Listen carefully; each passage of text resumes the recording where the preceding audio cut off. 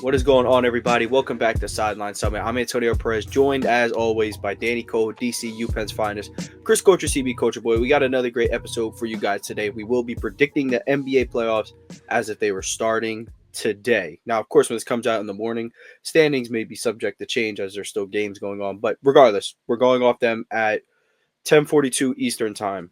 That is the standings we're using.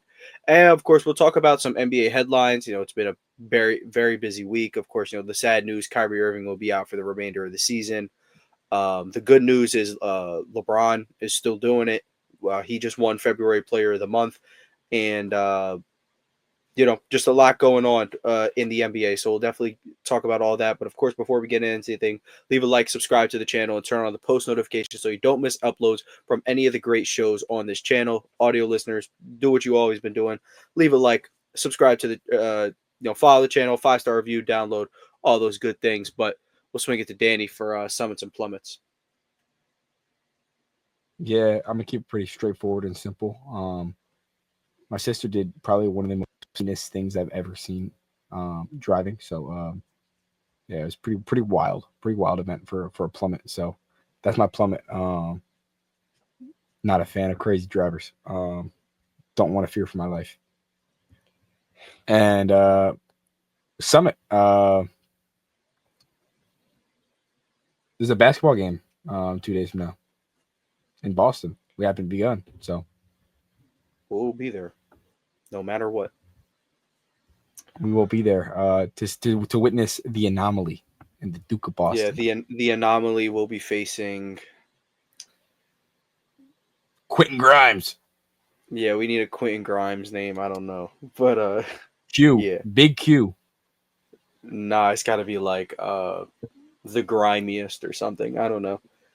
They said Quentin Grimes and Luka the only people to drop 45 threes, like 5 assists in a game this year, or something like that. That's anything. We can move to Chris though for his Summits and Plummets. I think I'm going double plummet, even though I had a pretty good week. It sounds like I'm sad, but I'm not. First plummet, I'll probably play one of the worst basketball games I've ever played in my life yesterday in my men's league. It was very bad. It was at a point where I was somebody shooting free throws, it was like 11-4, we was losing. And I was like, I am playing really bad. And I said it to myself, but I usually say it to myself, but I said it out loud. And my teammate Jason was like, "Nah, you're not playing that bad." I'm like, "Okay." And I proceeded to play worse. So I don't know what was wrong with me yesterday. I think I just got my power zapped or something like that. I played really bad. And then the other Quentin Grimes took your power. No, Quentin Grimes has been good in the math, but we'll talk about that later. And the other plummet is that I'm living actually in a blender right now, currently. It in is a blender. Spinning outside. It's dust spinning around. It's wind spinning the dust around. And it sounds crazy out there. It's terrifying. Also, I didn't have power for 3 hours this morning. It was so weird. And then if y'all have a Ring at home, Ring is the best thing to have notifications on because it feels like Twitter. People say crazy things on the Ring. Like this one lady, she was like, "Oh my God, it's so windy outside." And the next one was a coyote just took my dog away. So that's the two things I just read. So, I saw something. It's pretty funny. It said the Dallas Cowboys opened up their trophy cabinet and it caused a windstorm. I was gonna bring that up. I was like, Cowboys old Rings jokes. They can get a little stale, like VHS tape and. Oh, you gotta, make sure you wipe those down, get all the dust off of them. But that was. Oh no, this one was because dust storming down. Come on, that's pretty funny. And you know who reminds me of Nico Harrison opened the case. He did it. He opened it. He started. It reminded me. Nico needed to take some blame off him for the season going downhill. He said, "Oh yeah, Cowboys." Nah, already discussed it. He done played with the basketball god so much they hit up Mother Nature, and she's going to take care of him. Yeah, they've seen enough. Sorry, Nico. Get ready to learn to spin in the air. Get ready to learn. Yeah, and the Mavs are cruel for making Kyrie Irving play 40 minutes a game at the age of 32. 33, whatever he is. Yeah, that's 40 minutes a game. Come on, it's he doesn't play for the Knicks. me and Chris were talking about it earlier in the chat. It's just like, what choice does Jason Kidd have at that rate? So I get it, I understand it, but like, dude, they're trying to win basketball games. There is no you get it, and it kind of just ends there. He has to try and win the game. Yeah. Both his bigs are out, or all three of his bigs are out if you include Anthony Davis. They just traded your primary ball handler. So it is, it's Mr. Hardy time for Mr. Hardy. Unfortunately, no, it's not winning you a basketball game. Not at the unfortunately, moment. Jaden Hardy can't even because Jaden Hardy rolled his ankle. He's out for a few weeks. Trust me, I was looking forward to Jaden Hardy time. Trust me, but he's out because he rolled his ankle same game. I can't win. I can't win. I'm afraid. Mavs can't either. After Chris's double plummet, I think I have to even the odds. I have to go with a double Summit. Summit is Hannah and Juju locked up their conference players of the week. Hannah also got defensive player of the year in her conference for a second straight year. So salute to those two. Going to be the baby goats. They're on the way.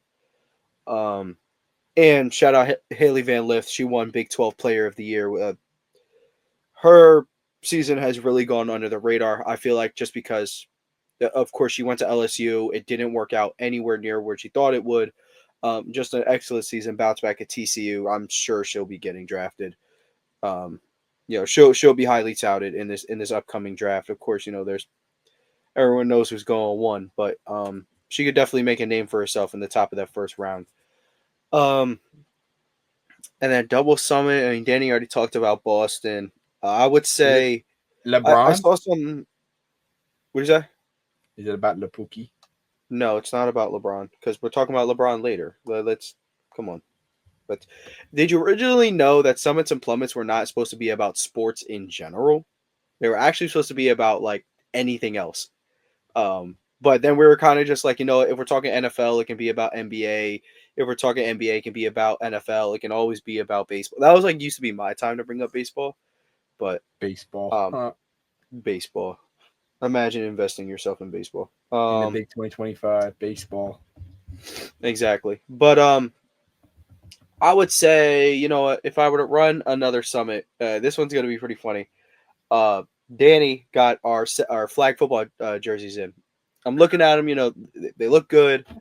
But what I'm gonna do Danny's gonna show because mine aren't necessarily in reach, but they are.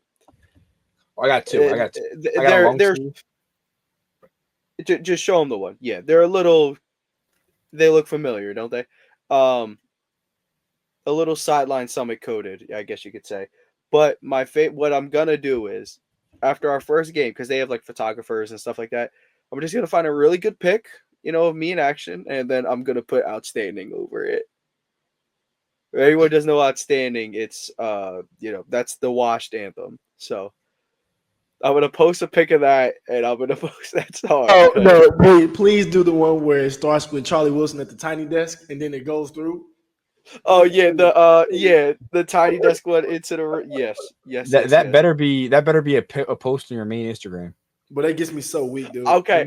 I will post that on the main Instagram for sure because I'm gonna post football pics. I will be there. I'm going to use that sound. I'm going to post that sound. Yo, oh, you're looking sweeter now. Chris, I could bring my camera out. We get a little highlight film. Are they already doing that? I mean, I know they're doing pictures. I don't know if they're doing videography. You have to pay somebody to do that though. Whoever's off the sideline. I wish I lived there. I would do it for free. Boy, I'm not recording nobody when y'all are out there on offense. Thank you. Lucky you, because if I was there, I'd be doing. I wish somebody recorded mine, but I'm a loser. I'm happy nobody recorded last game because Chris, I'll fly to Dallas and record your hoop runs. Well, I'll let you know if I play good again because you might be wasting your time because I have no idea what that was yesterday. I don't know who was. That was Coulter Christopher. Yeah, I remember Bailey zapped. There used to be this camera guy who would, he'd do a whole bunch of like Delco football games and stuff. Oh, he was elite. He was elite. I can't think of his name, but I'm telling you, he was a curse. I've never seen one person with a good tape in his performance. Like, bro would have to make like 5-yard runs, like the staple of people's highlights. I remember our young Quadir. He had a really good Turkey Bowl game. So I guess he defied the odds. But one of his highlights was a play that got called back. Now, of course, you wouldn't know that unless you were at the game, so who cares? Um, but it's just, yeah, that's like it's like paying someone to come like, oh, make me a highlight tape, and then you don't play good, and it's like, oh, now I just gave this dude money. Like it's pretty nuts. But let's get into these NBA headlines. I mean, we could start with the tippity top. Kyrie Irving has torn his ACL. He will be out for the remainder of the season. Highly unfortunate, just a disastrous season for the Dallas Mavericks franchise. You know, you lose your franchise player. The guy you get in return looks like he's all the way worth it in one half of basketball, and then he's down for the next couple months. Your other two, bigs who have been, nothing but reliable, they go out indefinitely. And then the one guy that is keeping it afloat, the guy who was his entire career looking to be the man, and it just didn't pan out that way. But this was his opportunity, and he lands the ever so dexterous Kyrie Irving finally lands the wrong way, and it's just unfortunate. But what if I'm not mistaken, off the top of my head, I believe Kyrie has a player option this summer. Chris, where do you think Kyrie's vision could be at? Do you think he takes it because he knows he's injured? Do you think he declines, try to find his way out? What do you believe is next for Kyrie Irving? Uh, Kyrie's big on relationship, and I think one thing he has built is a relationship with a lot of these players in Dallas, and he does have a big relationship with Anthony Davis too. And I think he's about fairness too. So I think, in my eyes, I think he opts in, plays like that's half of a year pretty much. Because I know he's going to be out at least until at best January next year. Like like really playing again for real, and that's early. So probably later than that. So I think he opts in. You take that. I want to say it's like 51 million on the player option, something close to that. And on the ACL tear, regardless, I think you take that 50-some million and then you figure it out next year. But yeah, I think he's opting in and playing next year, even the second half next year with Anthony Davis. Because I think even still, if Anthony Davis can keep them afloat, they can be dangerous again next year in the playoffs. Health willing again. So I think he takes the opt-in on his player option and then kind of goes from there. Yeah, Danny, if let's say it's the case, he opts in, he's with, he opts in, they extend Anthony Davis, they're all the way back in for next season. How could you envision, or what do you think the Mavericks need to do roster-wise to stay afloat until a potential Kyrie Irving return? They'll have to play about 2.5 months without Kyrie, assuming he can get back by January, like Chris could be predicting here. What if I said it can't? That's one way to think about it. I think they would need to see major improvements from guys like Jaden Hardy. They need to see, or they need to go out and get a primary ball handler, because without Kyrie Irving, I don't see this team. I see this team as a lottery team, honestly. I think that's fair. I think the rest of the season could be some serious Jaden Hardy development. Maybe I mean, I'd love to see it into a trade piece. Honestly, I would just use this time. What do we got out of Omax Prosper? Man, I would love to see them try to go get a guy like Casey Wallace. I don't know if Casey Wallace going to be available, because Sam Presti just doesn't like trading. He doesn't like doing trades unless he's getting a 2065 first round swap that you will never know. Lakers 2065 first round swap. Yep. But it's Casey Wallace would be perfect, but no. Yeah, I mean, Casey Wallace. It's just in that rotation. There's just nights where he's needed, and then there's nights where Isaiah Joe and Aaron Wiggins are more needed due to their spacing and matchup. That's what's so great about Oklahoma City. Like, just They have everything. Everything besides, I think, a second primary playmaker that I trust in a playoff setting. But time will tell. Time will tell on that. I think Casey Wallace will be an amazing player for this team, though. I think in a perfect world, the bigs are bare minimum healthy, so you get Anthony Davis is your primary scoring option, which we have seen before. That's been a playoff team before.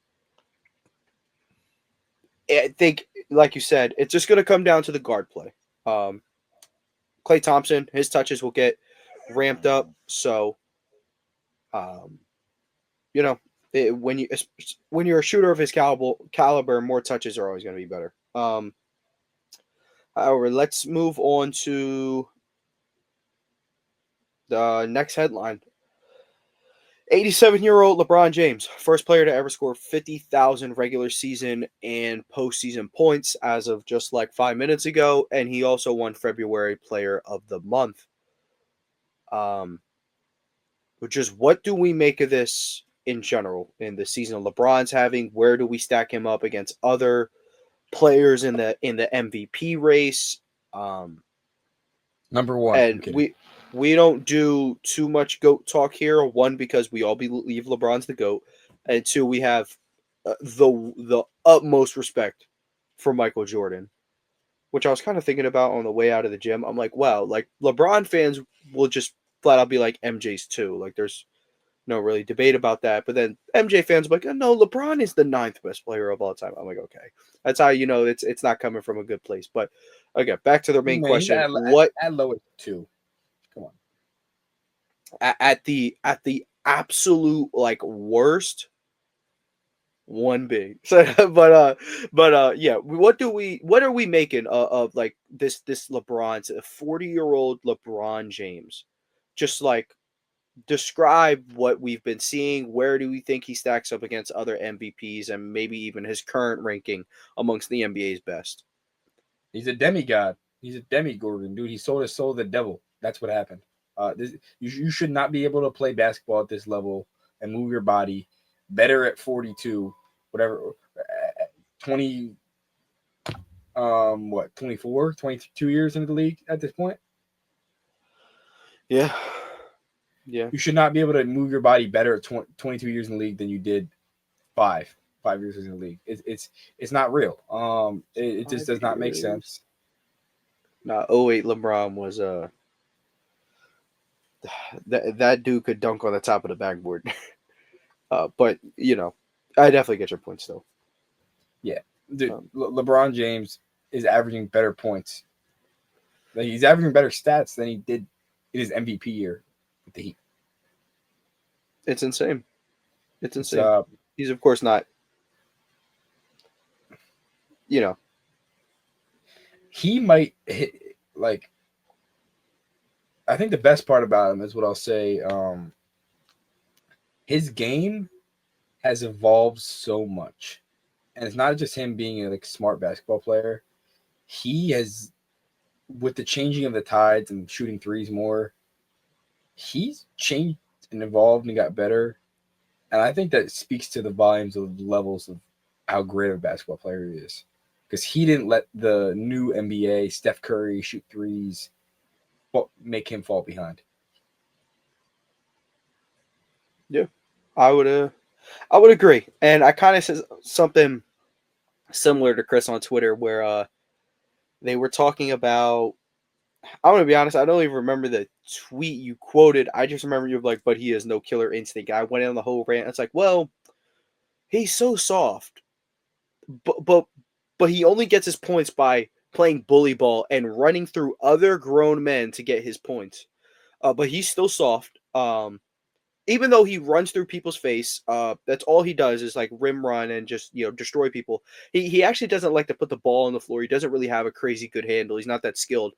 So that's why he shoots 40% from 3 at year 40, because he's just he wouldn't be able to adapt to different eras. So he chooses the foolish way out. He has no handle. He doesn't want to put it on the floor. That's why he can shoot from everywhere on the court, thus making the illustrious new name, the oxymoron.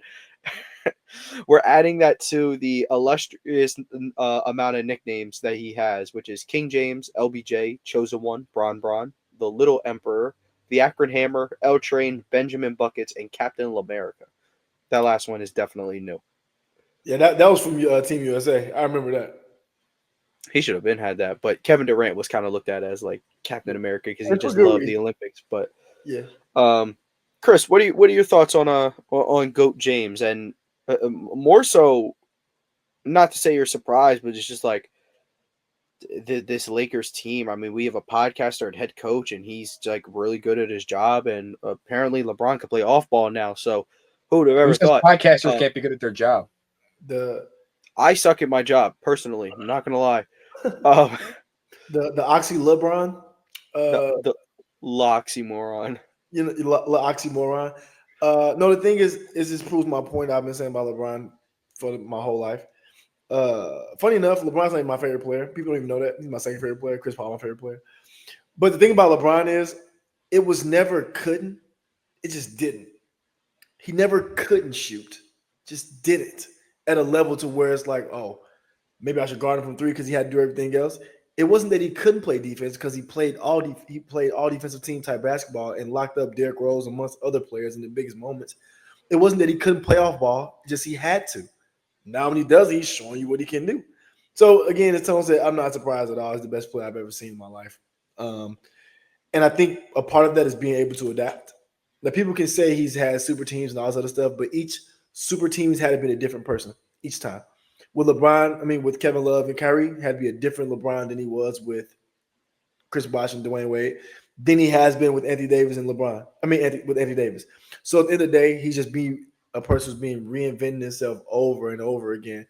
But it just doesn't seem like it because he's averaging the same stats and doing the same thing every year. So I think it's just an ode to greatness, but also just an ode to being a student of the game. I think Danny brought it up just like, even though he didn't become a Steph Curry variant, he still increased his number of threes taken and increased his percentage. So at the end of the day, that's to Danny's point, it's adapting with the game, but still staying to yourself. So staying true to who you are as a basketball player. So yeah, I'm not surprised about this dude. And I think he's the MVP currently. I have a Jokic thing that I'm gonna say, and people probably aren't gonna like it, but it's gonna be, I'm waiting for later. I'm sure we're gonna talk about Jokic at some point. But I think LeBron is the MVP. Chris, it's so poetic because you're from Chicago, grew up in Chicago in the 90s. Yep. And you just think LeBron is the best player to ever do it. Yep. My people hate me for it. Yeah, my people hate me for it. My dad hates me the most, but I hate him for it. He hates that decision because I tell y'all, bro, I used to go to Bulls games. I was too young to know anything, but I was born in 93. My dad took me to Bulls games up until 96. So I was in some of those crowds. I can't remember off the top of my head because 1 year old, but I was there at those games. I remember my dad telling me about how important it was for me to go to those games. So then he's just so disappointed that I see LeBron as number one. It's like legit betrayal, honestly. Well, it's like someone from Philly seeing some quarterback 10 years down the line be like, "Yo, Jalen Hurts not the GOAT." Yeah, bro, it makes my dad sick, bro. It's gonna be like one of those, man. He still says it, bro. He'll be like, "You still like LeBron, huh?" I'm like, yeah. And I'll show him some LeBron related. He doesn't care. My dad loves Michael Jordan more than I think his family might. it's everyone in Chicago. Everybody, yes. Yes. Can we compare him to Caleb Williams in Chicago? Because Caleb Williams arrived in Chicago. If Caleb gets half of the love that Michael Jordan gets, I'm just gonna assume Caleb Williams broke all of Tom Brady's records. Because, bro, I'm telling you, Michael Jordan is everywhere in Chicago, bro. Like, first of all, people wear Jordans around the world, but in Chicago, everyone wears Jordans. You know how many Bulls jackets you'll see, random Bulls hats. Like, you'll go into any establishment. It doesn't have to be like a hood restaurant or anything. They'll have Michael Jordan pictures up. They'll have Michael Jordan quotes up. Like, it's Michael Jordan or nothing. Michael Jordan or nothing back home, or Derrick Rose. Those are your two you're gonna get regardless. You know what I will say? It's the same way in Portugal with Ronaldo. You walk into stores in the street, and there's pictures of Ronaldo everywhere. I'm like, yo, do they love this guy? Like, what is going on? It's probably LA with Cole too. Same. Dude, Ronaldo is not from the mainland of Portugal. He's from Madeira, which is an island. Dang. He probably closest they get to maybe like international superstar, though. They probably get. Yeah, he is. He definitely is. But he's literally from it's like the Hawaii. I call it the Hawaii of Europe. It's Yeah, but you would think Michael Jordan was from Chicago. Like that's kind of how it's looked at. Like I kind of forget he's from Carolina sometimes. Literally, bro. I truly do. Like when I forget. see like UNC, like showing all the love to him, I'm like, oh yeah, he definitely went there, and then he wore those smelly shorts under every game as a Bulls player. I'm like, yeah, PU, dude. yep. But let's. I have the next headline for y'all. I just want to tell you, Luka dropped 17 in the first quarter. I'm telling you, he's going to finish the game with 29. But let's move on to the Cleveland Cavaliers, who have been one of the hottest teams outside of the All-Star break. They just had a huge win against the Celtics, coming back down from 22 points on the road. An absolutely amazing game by Donovan Mitchell. What do we think about the Cavs? I know we just did an episode talking about their floor and ceiling, but and we'll talk about them. What could be a pretty scary matchup, but like these Cavs, like, do you have y'all changed your mind at all? Is there any way in your mind you could see them winning a finals, especially with the performances they're putting up against the best teams in the league? I mean, sorry, I thought you were going to say. I thought you were going to talk about how they almost blew the game against the Trailblazers. When you say big win, they came back and beat the Trailblazers. But no, great win against Klingon and company. Low-key, the Blazers they've been a little better. They've been good. They've been okay. They've been Suns level. Yep. Like literally, who would have thought they'd be next? The Suns should be like so. It's because they get Ayton, and apparently now they're the Suns level. Look, streets are saying Ayton is a winning player. Actually, he might be. Streets are saying Scoot on the bus.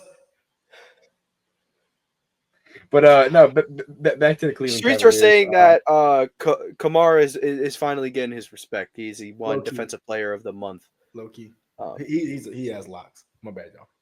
I do. But back to the OG question: has anything changed in your vision about the Cavs over the past couple of weeks? I still think the East runs through Boston. I don't think anything really changes. Boston they lost that game. They blew the lead without two of their 5 best players on the floor, without an all-star, all-pro wing guard, without Kristaps Porzingis, who is, when talking about how a center can impact the game versus the big dominant bigs they have. Yeah. Not worried about the Celtics at all when it comes to that, but more so the Cavs came back and won. They showed heart. Heart only gets you so far in the playoffs. You have to have skill. You have to have team basketball. And I think they play a little bit too much of the Donovan Mitchell, Darius Garland buddy ball in the playoffs and down the stretch in the games for me to think they'll beat the Celtics. I don't think that's too wild of a take. I mean, me personally, I could definitely see them winning a championship. This is Donovan Mitchell, especially when I watch him in the clutch, his ability to mismatch hunt and his ability to get any shot he wants on the floor just makes me believe, yeah, he can be the best player on a championship team with the correct pieces around him. It's kind of the same way I feel about Ja. It's kind of the same way I feel about even a guy like Zion. But Donovan Mitchell, I truly believe they could do that. And I always feel like he's snubbed from those top, from the absolute best shooting guard in the league. I do think he gets a little disrespected. I think, it's a foregone conclusion that it's Book and Edwards, but I will always argue that he is right there. Like he's truly special. He is, for sure. Walk with me, though. Cavs. Okay. Thunder. Schemes add finals. Okay. We're not having a meet-off finals. the Tatum will not let this happen. We will not let this happen. The finals will be Lakers versus Cavs for the land. That's what it will be. Wait, another meet-off? The script is leaked. Here's the problem. I won't win regardless. The script is leaked. If the Lakers make the finals and the Celtics don't, the Lakers, I'm going to want LeBron to win, but the Lakers are going to end up tying us in rings again.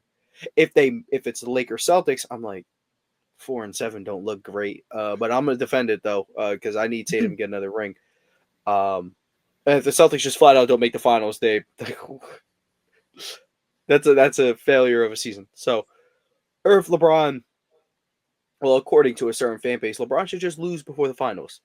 So, I mean, that's actually probably true. Nope, never true. But you know why? It's Because never nobody's true. thoughts are brought up in top conversation until it's LeBron. Nobody ever said, "Oh well." When you hear Jerry West, do you hear logo or do you hear 1-10, 1-9 in the finals? What do you hear?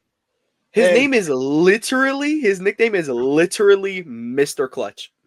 All I'm saying, and he's won one championship. That's all I'm saying. But nothing against Jerry West. Jerry West is an all-time great player, GM, like is basketball in its entirety. But like, I couldn't even imagine if he played tonight. Like, no one thinks about Jimmy Butler and is like, wow, he's 0-2 in the finals. Like, what? Who cares? Who cares? It's so stupid. He took the Heat to the finals. That's all I hear. Wait, to be fair, like people compare. No. People compare LeBron to Jordan. That's the only reason it gets brought up for LeBron. And that's the only reason. Okay, and who was Jordan getting compared to before that? Not Bill Russell. Trust me, it wasn't running him up with Bill Russell. Jordan 101. If it's about rings, Danny, then who's the real king? It's got to be Bill Russell, right? Got to be Robert Ory. It's Will. Will got the most rings. You know what? Will's got the most rings. If you know what I'm talking about. All right, man, get me out of here. Get me out of here, man. Next, okay. Next headline though is that the Suns essentially stated that Kevin Durant will be traded this offseason. They didn't want to make it midseason, essentially because Kevin Durant was like, I don't want to move midseason. That's too much work. He also said it costs a lot to get me. So, what are we thinking for new potential homes for Kevin Durant before we get into the beef of today's episode? I mean, I would love Philadelphia. I think Philly's a clear fit if you're going to keep Embiid and run it back with the Sixers. Try to do a Paul George swap and go KD, Maxey, Embiid. Try to keep guys like Quentin Grimes and maybe dish off guys like Oubre. That have to be 1-1. Huh? This trade would have it would have to literally be Paul George for Kevin Durant and picks. We can't send picks with Chris. I think you can send. I think you're saying compensation. I think you can't send you can't aggregate players. I think you send picks though. From what I'm mistaken. I don't think that they accepted Paul George for KD straight up. Well, regardless, they're not taking on Paul George contract. They already have the other worst contract in basketball, so I'm sure they'll look to avoid that. Buyout is $600 million contract. I'm sure. I'm kidding. Chris, where could you see Kevin Durant going this summer? 3 places and 3 places only, and I hope NBA people are listening. OKC because duh. Houston. Cavs. Oh. No. The Cavs are. Oh, I didn't get a chance to talk about that. I had time. Houston. Okay. What's first? I want the Spurs to get Book or Kevin Durant, whichever one gets freed first. That's what I like. So yeah, those are 3 teams I'd say. I like to see Kevin Durant there. Kevin Durant and Victor Wembanyama together. I think it would be like mentorship for me. Since he gets to learn from the best at that size to be able to dribble, shoot, and everything he can do, that would be really good. And they can win. They can legit win. Fox can be. You don't have to move because they a little bit move around. So all the Suns come out to help them rebuild. I think they would add 2 more years of life on his career. So my 3.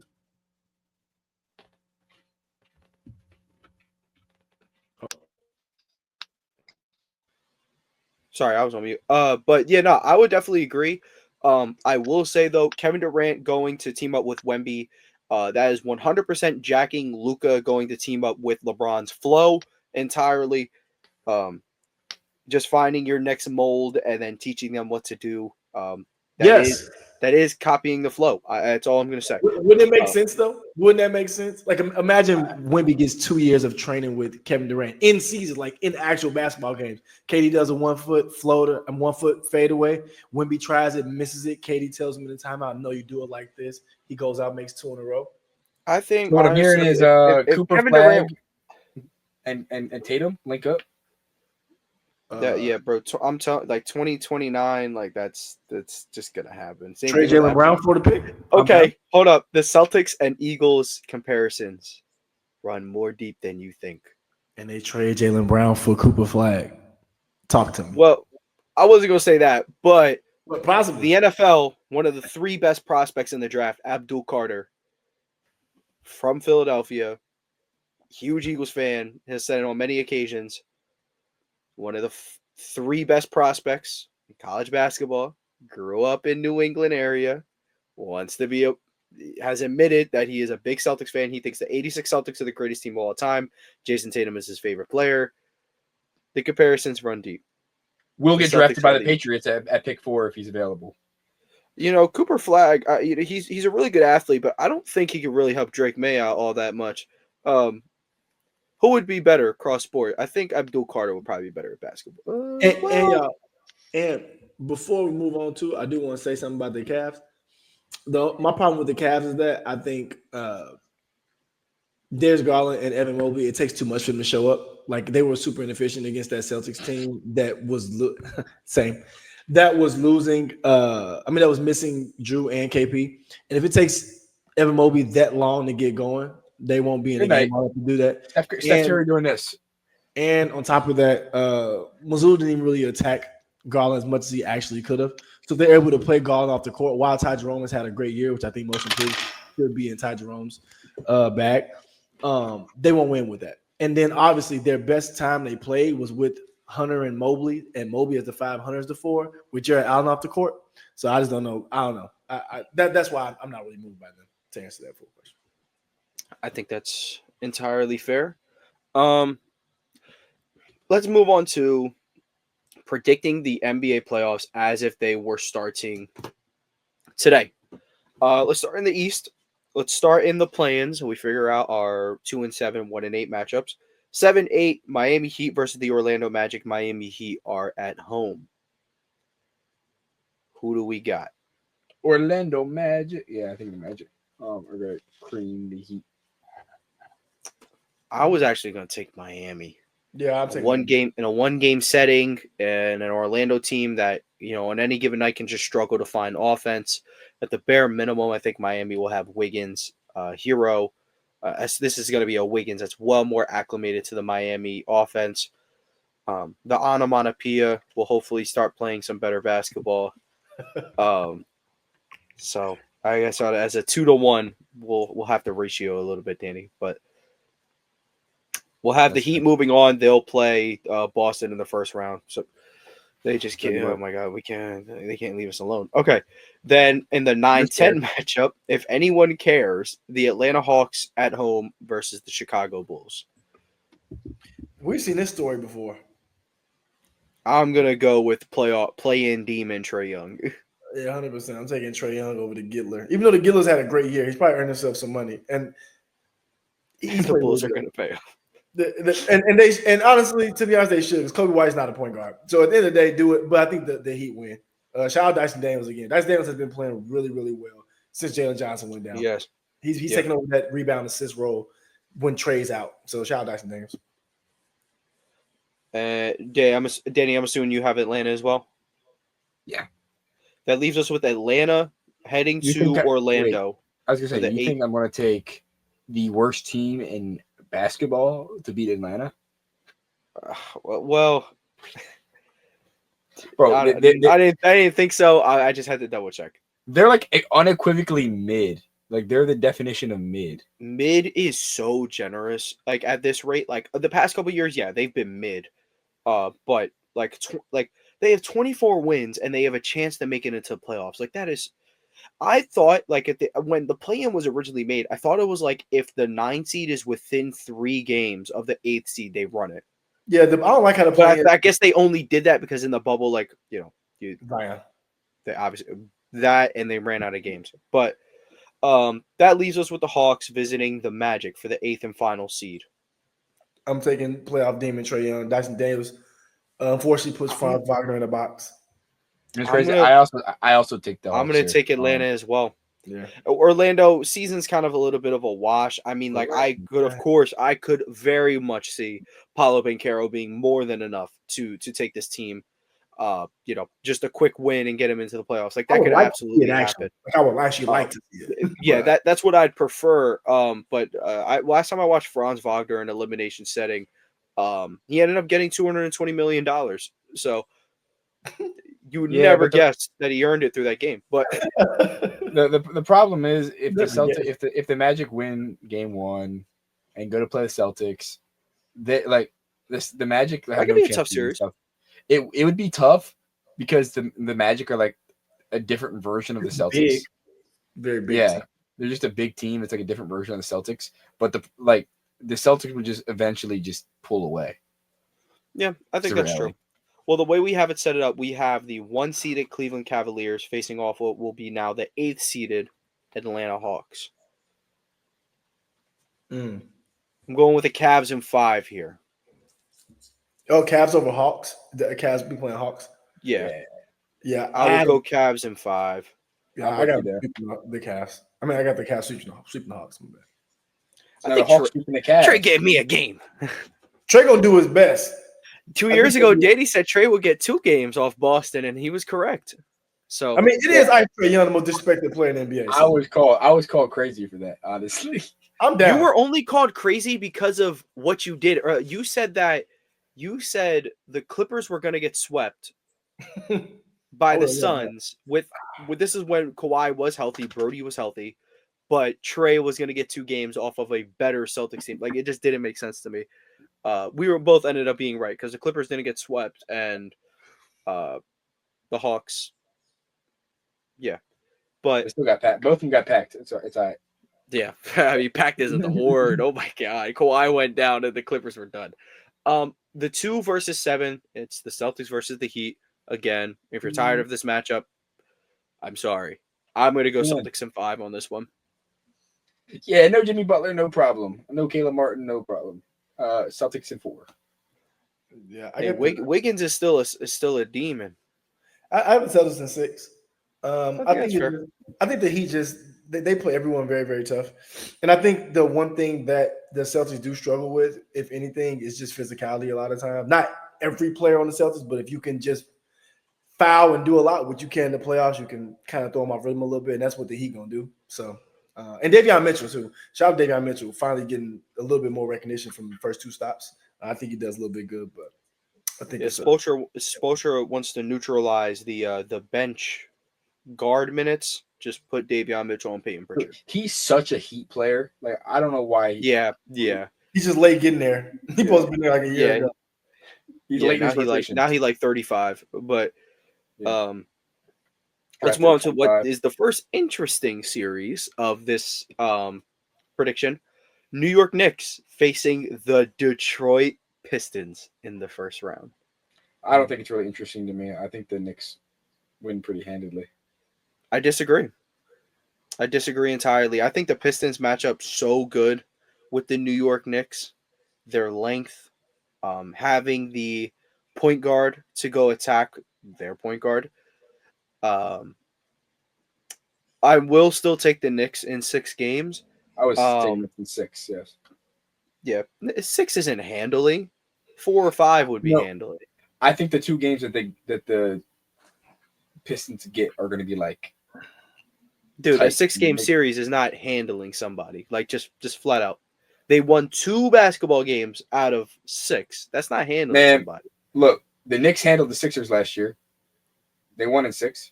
Not really. They didn't handle them whatsoever. They got away in game 2 because Dante DiVincenzo tripped somebody, and then really they didn't really take care of them at all. That series is a couple plays from being switched, but that's how basketball is. The most I can ever say like a team handled somebody in 6 games would be Celtics Hawks, but Celtics didn't handle them. Yeah, I got Chris, what do you think? Pistons in 7. And it's because I wasn't expecting that. Yeah, I think the Pistons had the best player in the series. Everybody loves Jalen Brunson, and I'm not a Jalen Brunson hater. But I was telling my girl this other day just about Donovan Mitchell. It's funny you talk about Donovan Mitchell. I was like, I think he doesn't get the love deserved because he can only do so much height, stature, size-wise. And Cade being 6'7", being able to do everything he does, especially in the playoffs where the game slows down, he's able to post and do things that a lot of the point guards can't do, not named Luka at this point.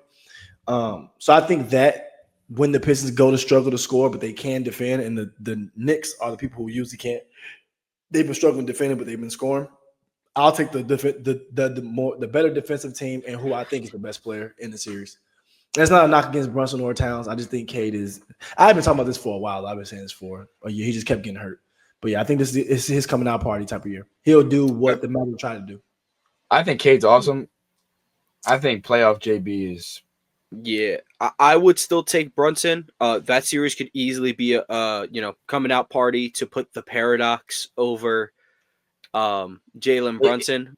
But it kind of reminds me of the Cavs versus the Magic last year, though. I think I could see that. Yeah, the up and coming team versus the team that is a little disappointing, but you could still see them 7.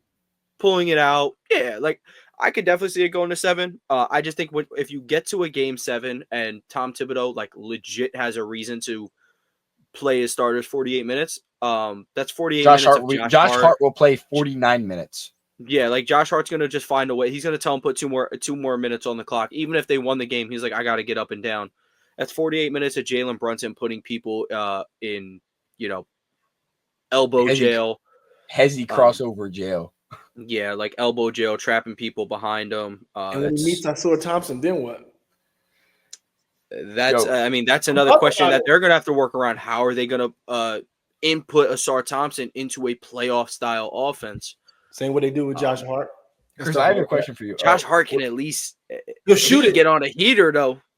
Right, he can at least get on a heater. As Danny, Josh Hart gave the Sixers a heater.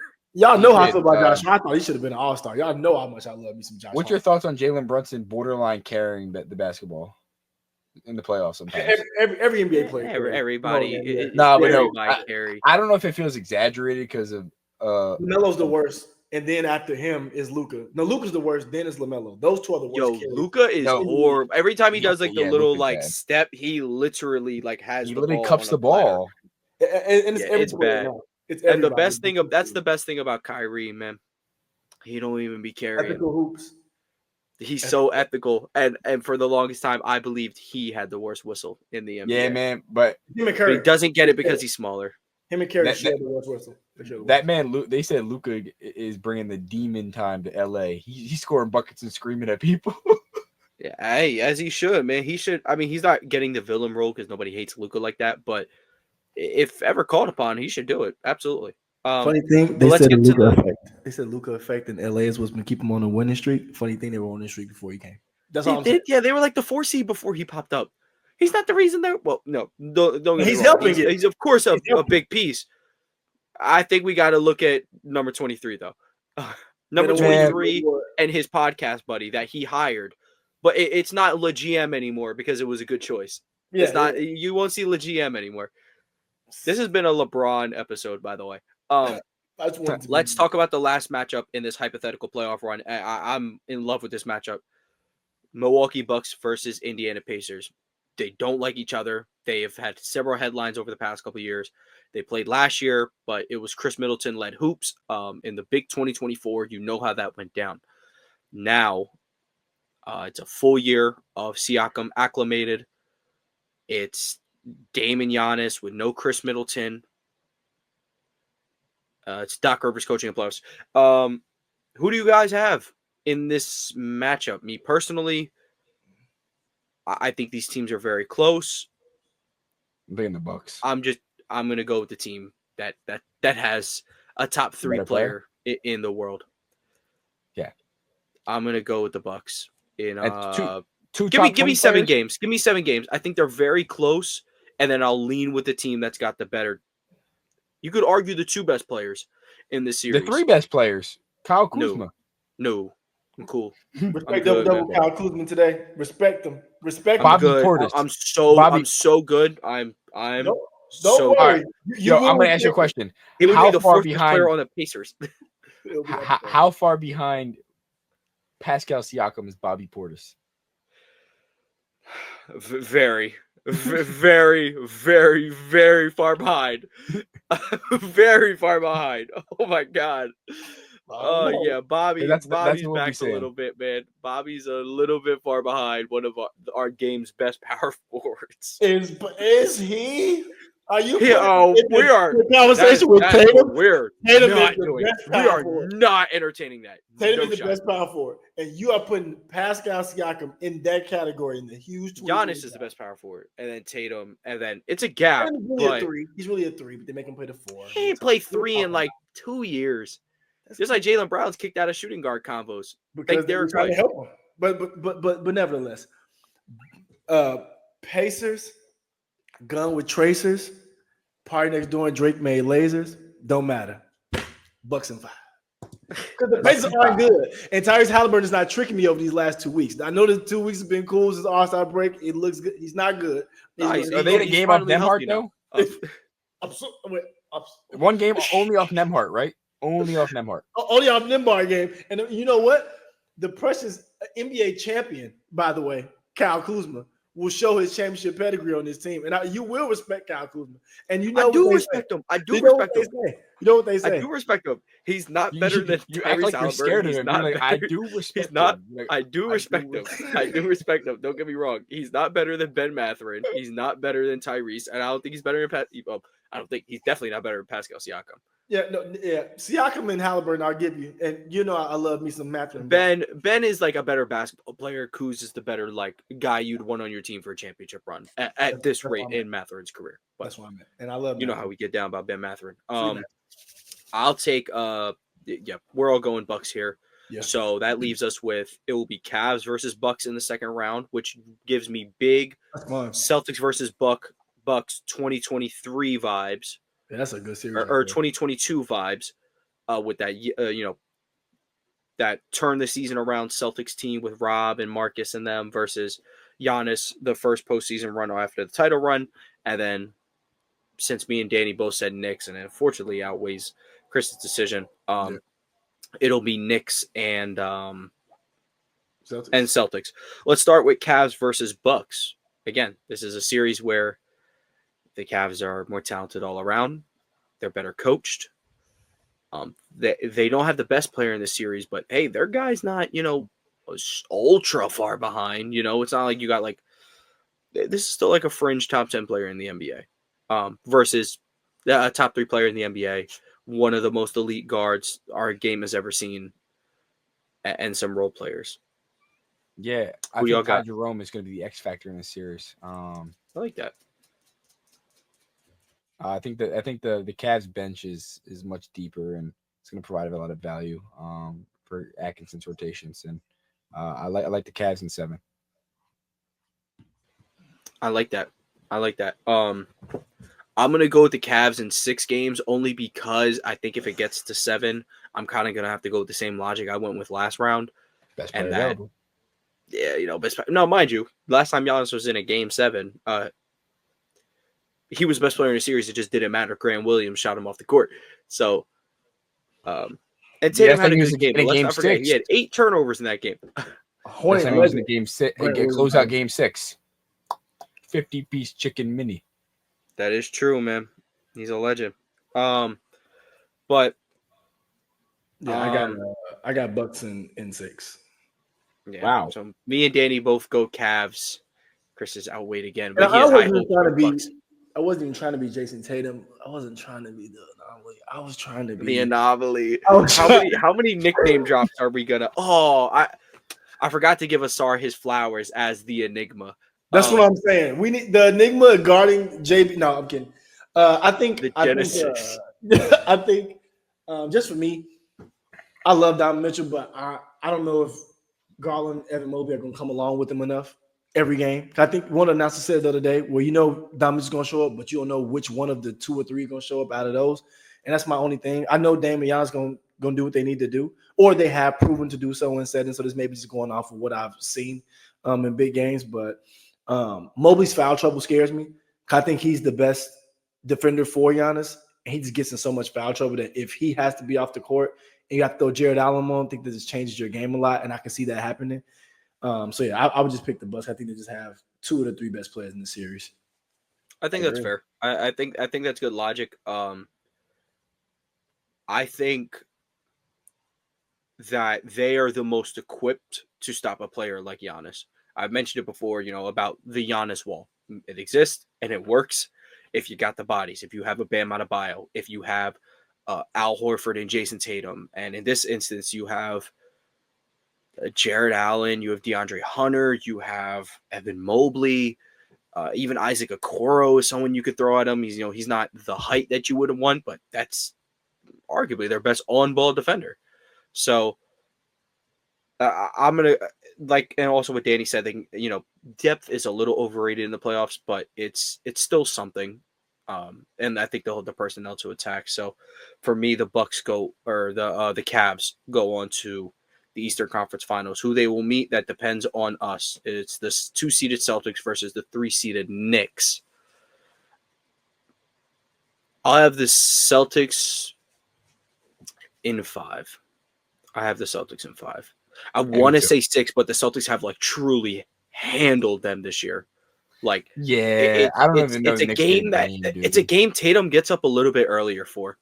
He gets a bigger breakfast for whatever reason. He gets to the arena earlier, tells Deuce he loves him maybe a couple extra times throughout the day. I don't know what it is, but he's preparing for war. I'll tell you exactly what it is. The entire offseason, he was heard, the Knicks got all these players to go stop you. So he's like, all right, bet. Meanwhile, he's had his best, legit possession by possession. He's had his best games against Mikal Bridges. I mean, hypothetically, Bridges should be a good Hypothetically, defender. Bridges isn't the guy you would put on Tatum. You would put OG. Now, the problem is... Well, I agree. OG is a little bit stockier. As a light skin, as Drake-esque as Jason Tatum is, he still lifts a lot. So that's a problem. I saw this is definitely off topic. I saw someone say that Drake and or Jason Tatum and Jaylen Brown are the Drake and Party Next Door of the NBA, just because of how they're looked at. A lot of people say Party so underrated, and then Drake's light skin and cordy and whatnot. I'm like, okay, I'll take it. But also we get to. So Danny already gave his. Chris, what do you think the series would chalk up to be? The Celtics in 4, and then Tibbs getting fired, which is crazy, but I think that's what happens. Because they shouldn't get swept. They should get a game or 2, but I think they get swept. I don't think they have enough talent after their 5 guys to even contend in a playoff series. So that's what I think they get smacked around. But I think it's a close 4 games, though. They play in Miami. You know what I'm saying? They may win every game by less than 7 points, but it's going to be a sweep, though. And then they go sign Brett Brown, right, as the new head coach? They could. Yo, Chris, Brett Brown's son played basketball. He played 2 guard for Penn. Elite shooter. Low key, I feel like I seen that. Sam Brown. Randomly. I feel like I seen that. Or it was somebody else's son. It's a bunch of coaches' sons in college right now on random teams. And I think that may have been one I seen. Shout out to him, though. Elite shooter. Elite sniper. Shout out to that leaves our Eastern Conference Finals as what will probably be the Eastern Conference Finals. The Celtics and the Cavs. With the Cavs having home court advantage. Celtics, this is the Celtics Invitational. They are always here. They'll always be here as long as Jason Tatum is in the East. No. Give me the Celtics in 6. They're 2-2 on the season series. I could definitely see this being a very good. This could very well go to 7. But I don't fear Cavs home court advantage, especially when the Celtics are the more talented team. I wouldn't even close out the possibility that, for this 6-7 game stretch, Donovan Mitchell could simply outplay Jason Tatum. That's not out of the question entirely. But I just don't think that'll happen, especially from the way they're going to have to approach Jason Tatum with the bodies, the attention he's going to draw to make others better. And Jason Tatum is one of the very, very few people in the league who look at Evan Mobley as food. Like, Evan Mobley is not someone you want to switch on. Tatum's like, nah, I need him. He's too slow and he's too little. So give me the Celtics in 6 games. And anyone watching, you can of course take my opinion with a grain of salt. So, well, take it with a grain of salt as well. I'm a Sixers fan, and I think Celtics win in 6 games as well. Look, the Celtics, when at full strength, should handle the Cavs. Should beat them in 6. They could beat them in 5. The Celtics remind me a lot of like the Eagles. You look at the roster, you look at who's in front of them in the playoffs, and you're like, wow, I can't pick against them. They're going to beat the team that's in front of them. They got the Rams. Oh, they'll beat them. They got the Packers. Oh, they'll beat them. Commanders, they'll beat them. Oh, they get to the finals. They actually might have an opponent, but like they're still the better team. So like, that's the way I look at the Celtics. There's only 1 or 2 teams in the NBA that like you really look at like they can actually beat them. I would say there's one team right now that would be probably favored against Boston. That's, of course, OKC in the historic season they're having, net rating advanced stats wise. I get it. Any series that features LeBron James or Nikola Jokic as well. But the East, they won't cut it for me. Chris, what do you think about the last matchup out East? He had them get packed up in round 2. So yeah. I have the Celtics in 6. Mainly because if they made it this far, I think in the East Conference Finals, Donovan Mitchell will get you a game, and I think Garland and Mobley and Cass will come along for one game. I think those will be the 2 games that the Cavs get out the Celtics. If they make it this round, so yeah, I have. And the Celtics like to fuck around a little bit. They're like dude, I picked them like they're not sweeping nobody.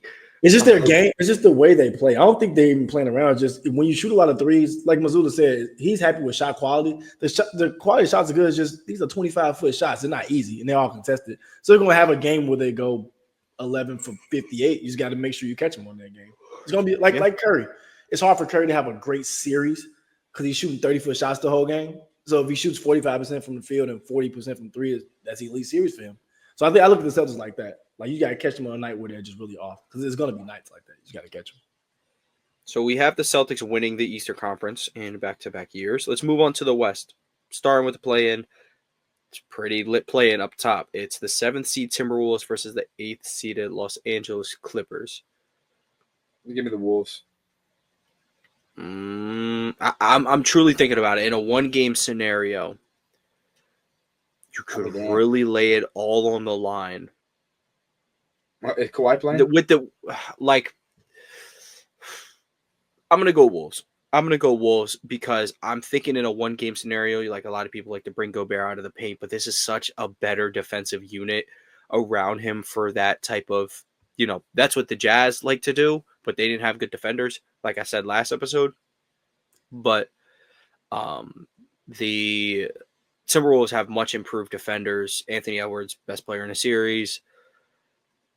The coaching is obviously not going to be. I mean, Ty Lue's a beast, but it's not like they're heavily outmatched. I'll go Timberwolves on this. Were you leaning Clippers? Oh yeah, really, really far leaning the Clippers. I had the Clippers. Okay, before we cement our pick, pitch it because maybe we could flip it. Yeah, I think this Timberwolves team is a lot worse than they were last year. I think in the playoffs last year, Towns was a big reason why Ant was able to go off because you had to respect the spacing that Cat provided and him being able to be down low. I don't think they have that threat anymore because you kind of want Julius Randle with the ball in his hand outside the Cat if you're playing the Timberwolves. And I think if it's one team who can defend Anthony Edwards style guard, it's the Clippers team with Chris Dunn, Derrick Jones Jr., all those guys they have defended. Even Nick Batum, fourth quarter, the rest. He still shows up when it's time. And if anybody's going to be there, I think Kawhi being healthy too this year has been really good. Norman Powell's emergence. I just have the Clippers having more pieces. I think the Timberwolves have the best player in the series at this point, but I would say the Clippers may have the next best 2 or 3. And I think Zubac is also going to be very important too, because at the same way that you want to put Gobert in action, you want to put Zubac in action too. But Zubac is actually a pretty decent defender in pick and roll, and he'll be able to board with Gobert when he's in the game. So I think they just match up really, really well, and I think they'll be able to score enough points. So that's really why. I see why y'all picked the Timberwolves too. I just don't think they'll be able to score enough on this defense the way they've been defending this year. No, I think I'm going to flip my pick. Ben Simmons for the win. Yeah. Yeah. Oh, I forgot about they Ben got Simmons. they got Ben Simmons. So yeah, I'll flip my pick. I'll say the Clippers win this one. Kings Mavericks is the matchup. Yeah, I got the Kings. Matter. Yeah, we'll go Kings, and then the Kings. Without Kyrie, yeah, the Kings will probably lose to the Timberwolves now. Man, I'm looking at who's outside of this. Spacing enigma. But that will put the Timberwolves. All that really happens is the Timberwolves and Clippers flop spots in our scenario. So the Thunder will be taking on the Timberwolves in the first round. Man, we might see the Suns. The Suns might. We might see the Blazers. Nah, this rate. We're a half game behind the Suns, and the Suns are horrible. It's possible for what's going on right now. It all takes 2 bad weeks for anybody. No, this stinks because if Wemby wasn't hurt, the Spurs could really 10 seeds. And no. This is good. This is good, Danny. You don't want them to get 10 seed. You want them to be bad. So you can get. You want Ace Bailey? Ace Bailey and Wemby? Yes, Ace. It'll be conversations had when it gets some draft time, and I'll be leading them. That's all I gotta say. I say this draft class is just got. They said no one's generational, bro. We just got 4 or 5 all got their damn good prospects. Dog. But next year's class gonna be tough too with both from BYU. No, the kid from Arizona. Which I know you're not talking about. Not Caleb Love, right? No. I'm gonna say thank God. Caleb Love. Caleb Love. Yeah. I'm talking about Bryce James. Oh. Now Bryce James makes it to the NBA. That is nepotism. Now that's nepotism right there. That is neppy baby. Chris, I'm talking about AJ. Set, man. The Bansa. I don't know how to say it. Demon. He's nice. First year in the league, he'll average nothing less than 18. Remember, I told y'all this on March 4th, 2025. He's really KD part 2. Let's get back into the playoff predictions. The Thunder will be playing what was now the 8th seeded Minnesota Timberwolves. Thunder in 5. And they always get in one game, but that's about it. They are running. It's going to be like the Nuggets series from a couple. I think Thunder go up 3-0. Ant gets a game, makes Game 5 exciting, but no. Go home and that's build. how it. Danny, you in the same boat? Yep. All right. Lakers against the Clippers in the first round. I actually wish I didn't pick that. Lakers are the first team to have home court advantage in every single game of a playoff series. That's kind of crazy, low key. I think this is actually the team I think scares me the most out of any team, East or West, for the Lakers. I think no, because they play into a dome now, so they wouldn't have home court advantage every game now. Oh, boy, the Lakers fans are making that draft. The wall. Yeah, that's the funniest thing ever for a fan base that doesn't exist. Wait, I was talking about this. My friend that's from California. He's like, I was like, Dimitri, why is there not fans in California? He's like, there's just so much better stuff to do in LA. He's like, no one cares about sports. I heard about New York too. My friend told me that about New York. I was like, bro, why don't we going to the Nets games are so cheap? He's like, bro, there's so much other stuff to do. I'm like, I wish. Boy. Yeah. It cost me less to go to a Nets game than hit the club. No. I'm going to watch Cam Thomas shoot 30 shots. But we gonna have fun. Open my eyes when Killian Hayes gets on the court, and I'll open them back up when he gets we will be eyes wide open for former 7th overall pick Killian Hayes hoops. That's the only way Jared McCain hoops for $3 were got to be the best. The best thing of all time. I'll be there. But back to your point, Chris, about Lakers Clippers. Oh, they're the most terrifying team for the Lakers altogether, besides the Celtics, because they have the same reason why I said before. They have every defender you would want to throw at a Luka or LeBron. They have everyone, every style of them, and then they have LeBron. And even saying that, I picked the Lakers in 7 because I'm picking Luka and LeBron over Kawhi and James when it all boils down. But I think it's a long, grueling 7-game series for the Lakers. But I have Lakers in 7 though. I'll go Lakers. 6. I'll go Lakers in 5. And that demon Ben Simmons that center lineup when it happens, remember I told y'all it's going to be disgusting. Ben, Kawhi, James, Norm, and you can throw another shooter out there if you Bogey, anything like that. Like those lineups are terrifying to me because you're athletic, you still got defense, you got shooting, you got playmaking. It's a lot. Those scare me. Stuff like that. Yeah, it could be Kawhi, chicken thighs, never told a lie. Lakers in 5. I'm cool with that. Please. Let's move on to the 3-6 matchup, which will be the Denver Nuggets and the wildly changed Golden State Warriors. So I want to update the Knicks record against the top teams in the league.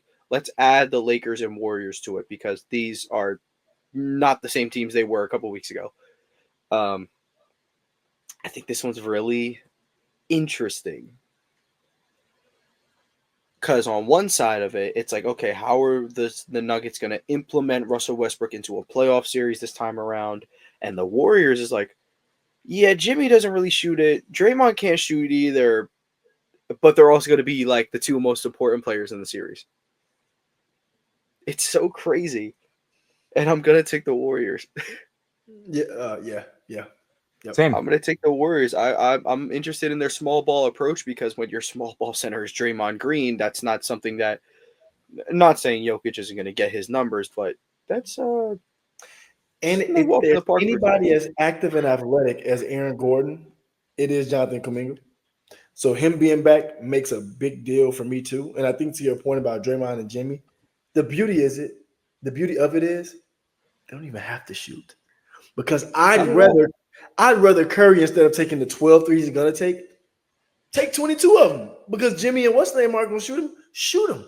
Why not? Because at the end of the day, like I was saying before, you're gonna have your bag, you're gonna have a good game. When he goes off for that 12-3 game or that 10-3 game in the playoffs, those threes are demoralizing, you lose. And it makes Jokic have to play defense. And I want to say this because people talk about my boy Russell Westbrook getting his MVPs and stat pad and blah, blah, blah. I watched Russell Westbrook carry a team like that, and I watched Jokic get the love for it, and Jokic doesn't guard at all. He doesn't even try to. He waves his hand at people. He doesn't guard, pick and pops. He doesn't do any of that.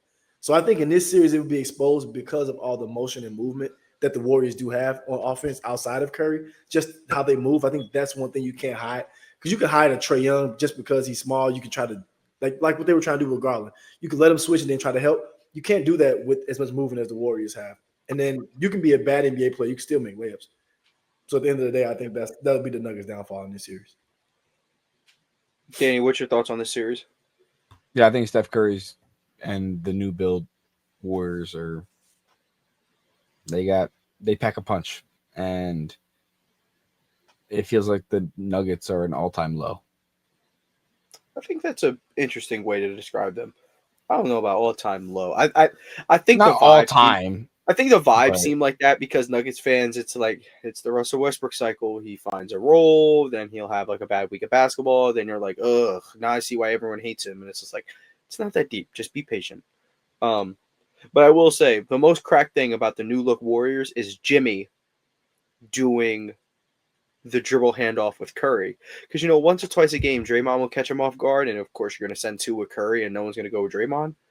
Now you can only send 1 at Steph Curry, and that's a bit of a problem.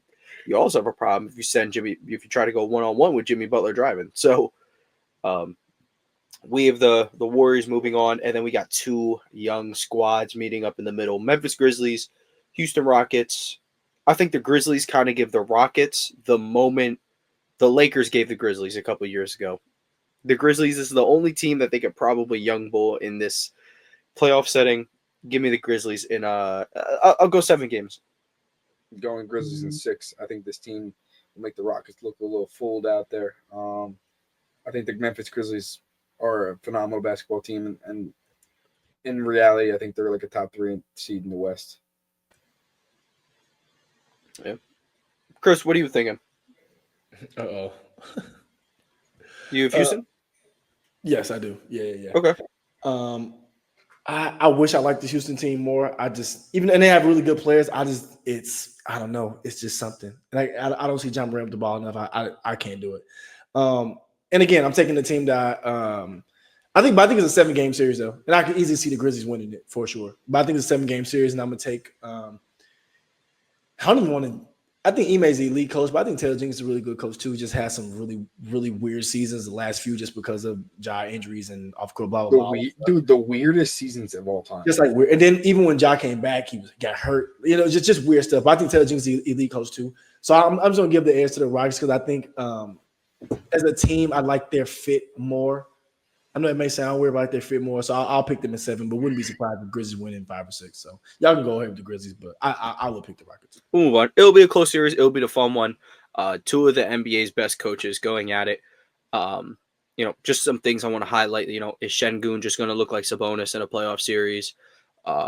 We have to check the Jalen Green calendar by the time the playoffs roll around. I think it would be best if he actually was good the first round, survive the second round somehow, because then after that he will win you a championship. But that all his efficiency calendar doesn't let him be good for too long in a row. Yeah, I think Şengün was the most important part of that piece, though, of that series. Yeah, how are you going to guard him?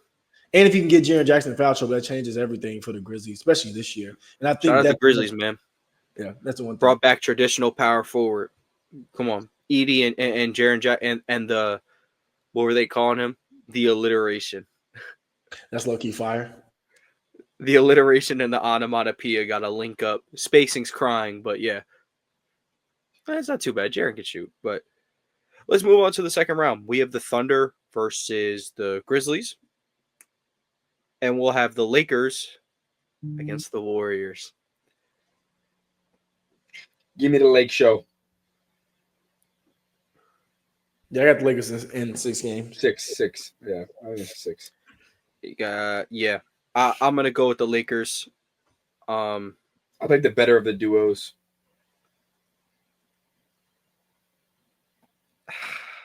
This is going to be a hell of a series. You are correct. That's a better duo. I didn't mean to hesitate on that part. It's just going to be a great series, man. I'm going to go with the Lakers in 7 games. I think this is going to be awesome. The Warriors might have jumped to the 5 or 4 seed by the time this happens. But if it was right now, give me the Lakers in 7. Yeah, I like it. I'm trying to think of something creative for them. Unanimous though. The Lakers are a fun team to watch. It's a Battle of America. What does that even mean? Steph Curry versus LeBron. The Battle of America. Okay. Yeah. Which keep it simple. It could be Curry, McFlurry, you in a hurry. Lakers in 7. We have them moving on. Then we have the Thunder versus the Grizzlies. I think this is like the best possible matchup for the Thunder in the second round to get them to the Western Conference Finals, and I think they're gonna handle them 4 or 5 games. 5 games. The Grizzlies just look like a worse, like the double big thing, the electric point guard, nice glue guys, but the Thunder just do it better. So, man, that leaves us with game. Luke Kennard might get him a game.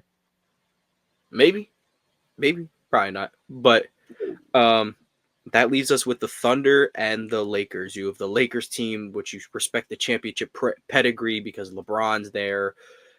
Luka could very well be the best player in the series if he turns it on. And then you have the Thunder, who all the analytics say they're the better team, better record. They're playing better all year. Will have what will probably be at that time the MVP.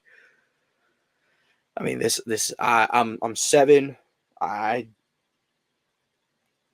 going to go with the Thunder. I know what it feels like to not have the benefit of the doubt, despite having a historic season. I'm not against Lakers. If you both pick Lakers, I am, of course, object to. I have to go with it, but I'm going to give I think the Thunder are going to go to their first NBA Finals in 13 years. Chris, I'll let you decide. It's up to you. I'm picking the Lakers only because I think the matchup wise is not a good matchup for the Thunder. I think it makes them play to a disadvantage, in the sense of them being able to have Hardenstein and or Chet on the floor at all times. Like, I think both of them is where they look the best when they're both on the court. I don't think you're able to do that with the Lakers, and I think that kind of takes away from them because I do like Wiggins and Kenrich Williams and Dort and all the wings they got over there. But if you have to play them 30-plus minutes as a whole, I don't think that's going to get it done against the Lakers. So I would pick the Lakers in a long 7-game series. I said 6, I think, but I think I think it's a 7-game series. And they have to go in there and win one on OKC home floor, which would be difficult. But I think if anybody can do it, I think Luka and LeBron are the two that can. And like I said, I just think the Thunder will have to play to a disadvantage when they play the Lakers. So, yeah, I think the Lakers are like the Thunder's worst nightmare. They match up so well. They're going to control the pace. They're going to play their own style of basketball. And they're not going to let the Thunder, like Chris said, just kind of like do what they want to do. And I think Chet Holmgren will be the X factor. His health and his availability and his basketball could really stress the Lakers out. But with that being said, I'm going Lakers in 7. Well, SGA, TSA, LMA, Lakers in 7. And that leaves us with the most historic rivalry, one of the most historic rivalries in sports.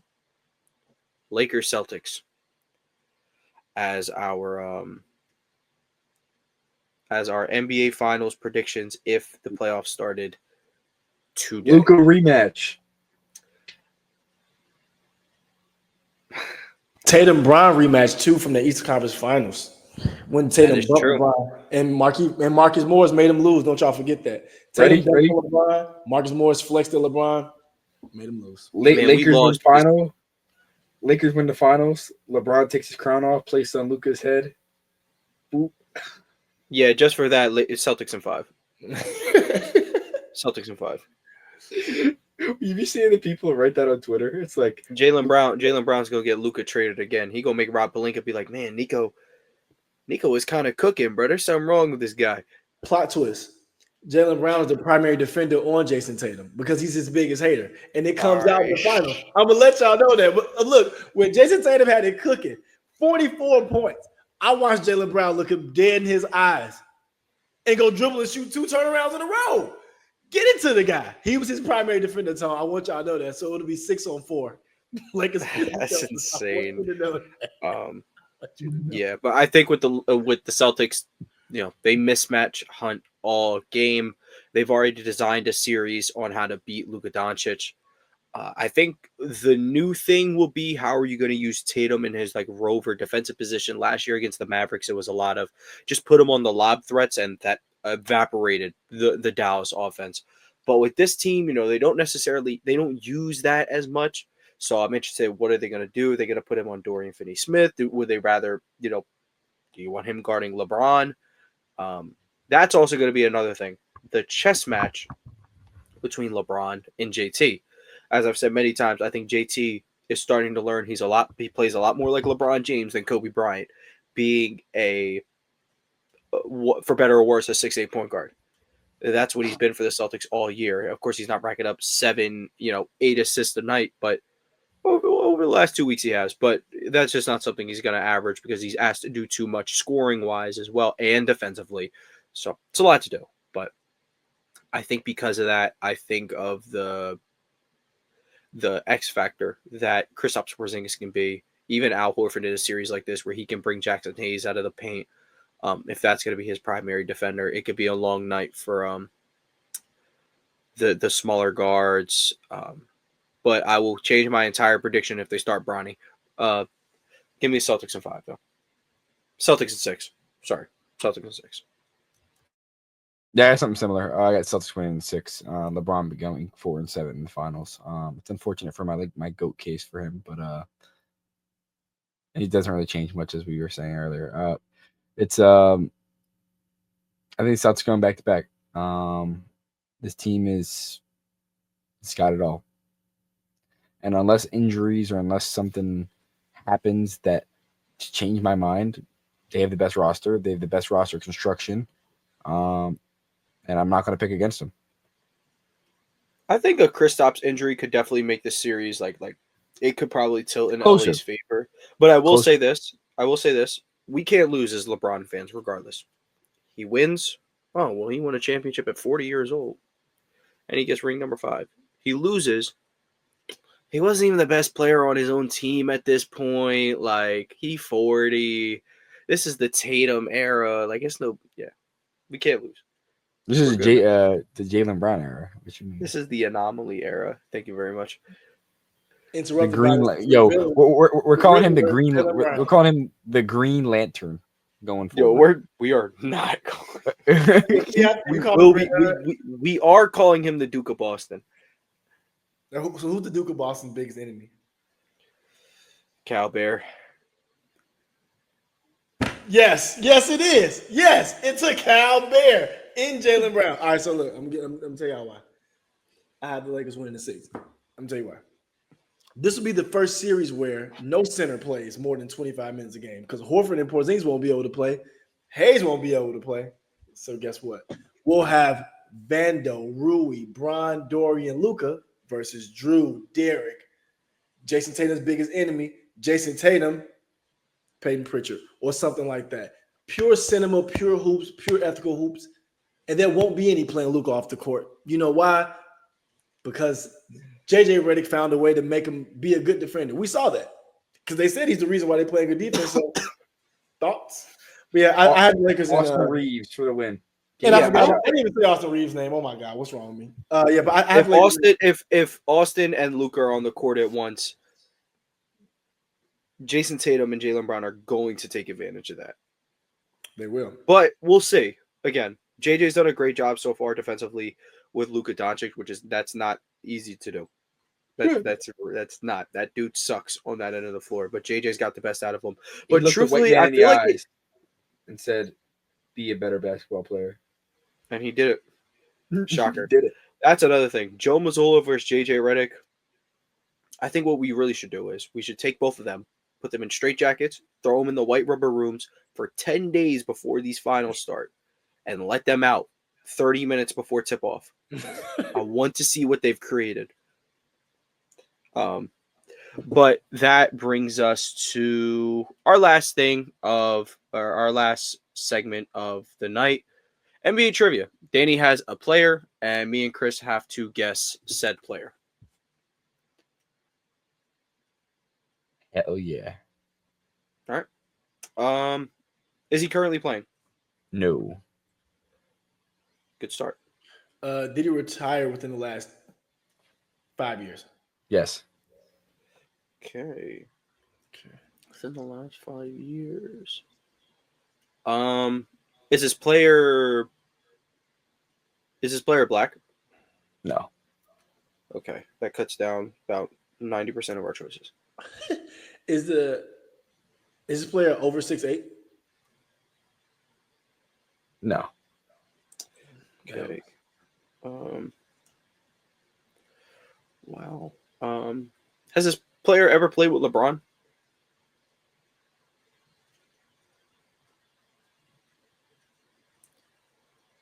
No. He's never played with LeBron James. Very interesting. Kind of close there before, but no. No, they never has. Close. What could this mean? So he's shorter than 6'8". He's shorter than 6'8". Okay. Shorter. Yeah, shorter than 6'8", not black. Doesn't mean he's white, but has never played with LeBron. What a shame. Poor guy. Has he played against LeBron in the finals?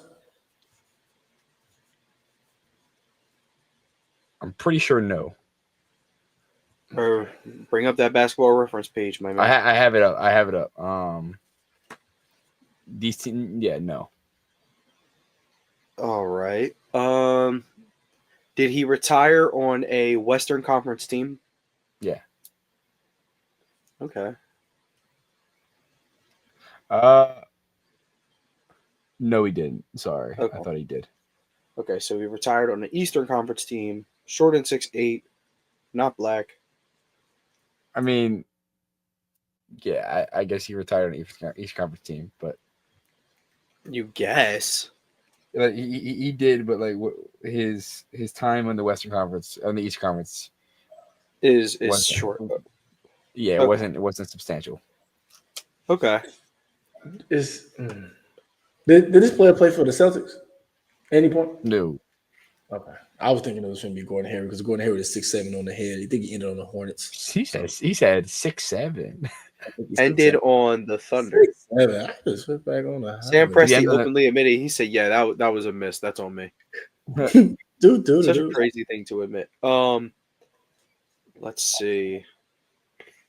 He spent a majority of his career in the West and then retiring in the East. Man, he retired within the last 5 years. Does he have a ring? No rings. No rings. No He's finals ringless. appearances. Never made a finals. Is this an international player?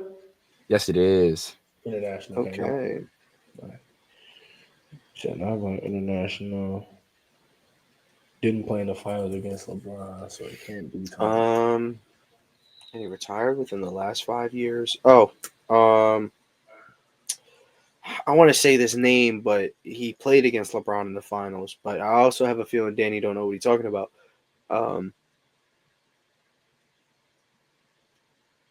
No, because he was also in the Heat. He was also with the Heat for a long time, so I don't want to say that name. Yeah, he never made a championship. That's dumb. Yeah, that would have been. I was gonna guess Goran Dragic. That would have been tragic. Trying to think of. It's not Gordon Dragic. I love that guy. Yeah, I'm I'm well aware. Celtics killer, dude. He was a beast. He was a beast. Pretty sure he cracked an All-Star too. He was just one of those guys with like, man, just give him his own squad, bro. I think he got you for 24 a game. I will say this is one of my favorite NBA players of all time. One of your favorite NBA players of all time. Yeah, Oh boy. I love this guy. And it's not Raul Neto. It's not Raul Neto. It's not Ramon Sessions either. That was low key a good pick. Neto was low key a good pick. Probably was trash, but it felt good when I said it. Who's left? What's the name? He's international. International. Get a position. Is he a guard? He's a guard. He is a guard. International guard who retired in the last 5 years. International guard who retired within the last 5 years. He's not black. Did he play for the Nuggets? No.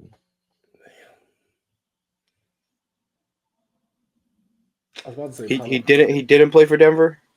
Never. Or the Knicks. Nope. Oh, that takes out Pablo Prigioni, who I thought it was. Pablo Prigioni is a beast. Man, a foreign guard who retired within the last 5 years. Spent a majority of his career in the West. So he's a guard. Man.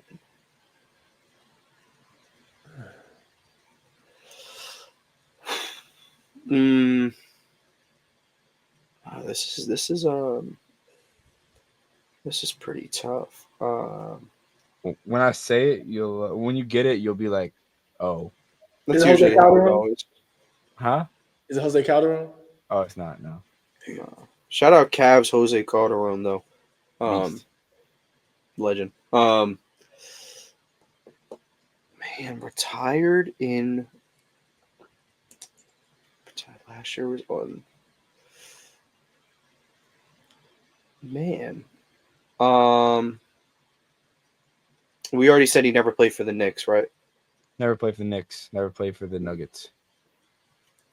Never played for the Knicks and never played for the Nuggets. It was two oddly peculiar places.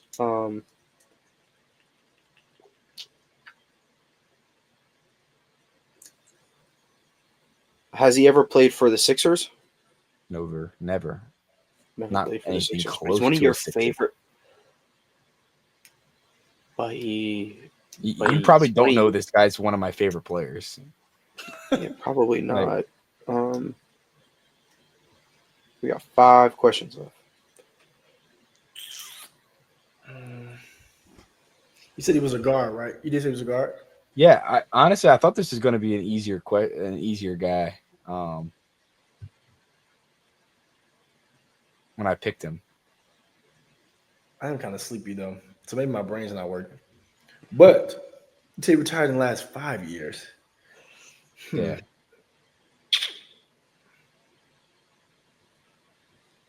It says last teams in the Eastern Conference. Yeah, career 11, 7.5.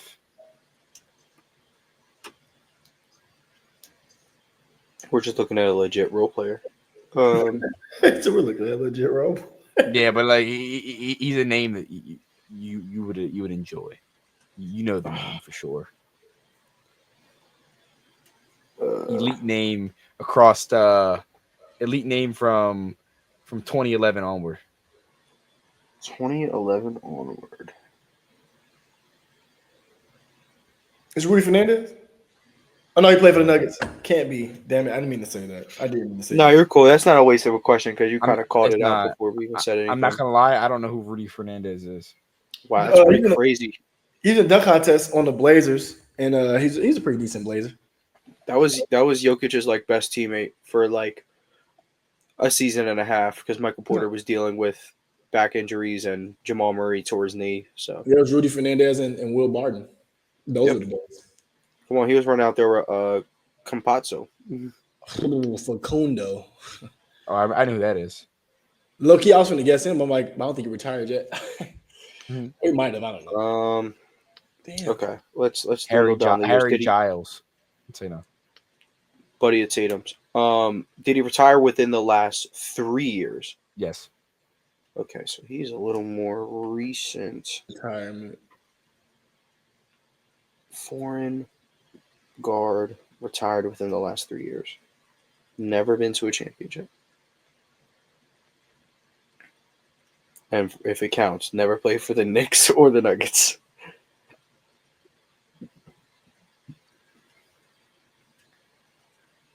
Y'all gonna be sick when I do one of these questions and I count LaMelo Ball as a foreign player because he came from Australia.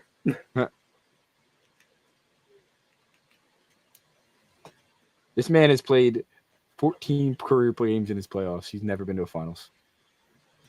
He's played 14 career playoff games? Yeah. So he's never in the playoffs. So he's anybody. He's not anybody. He's a substantial name from the mid 2010s. Oh my goodness. Like certain. I don't know why, but when I thought point guard in the mid 2010s, I thought of this guy. You thought of some foreign guard. And he retired within the last 3 years, and he's a prominent name in the 2010s, according to you. Like he reminded me. He had the same play style of Rajon Rondo. Okay. And he spent most of his career in the West. Oh gosh. He retired on the Cavs, if that helps. We already said Jose Calderon, so that won't work. Yeah.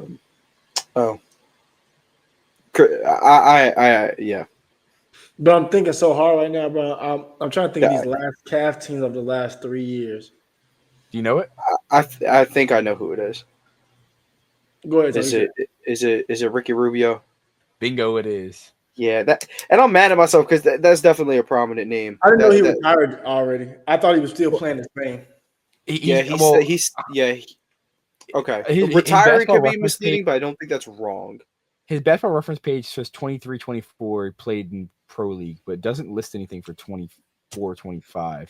Yeah, I know he stepped thought away from the Cavs like 2 years ago to focus on his family and whatnot. So I'm not exactly sure. I don't know low-key, if I was gonna say retired would be the Rubio when you word, said but the it wasn't Rondo. impossible. Yeah, So when you said the Rondo thing, I was gonna say Rubio, but I'm like, I thought he was still playing this, man. That was a good one, though. Yeah, Dude, thought Ricky Rubio, one of my favorite players from the 2000s, dude. yeah, I would have The 2010s. never guessed that at all. But Dude, that's everything I we just have love for him. you guys today. Again, leave a like, subscribe to the channel, audio listeners. Leave a like, follow the show, 5-star review, download the episode. AP New Freezer, Culture by Amigos, DC Comics. Thank you guys for tuning in. We'll catch you guys next week.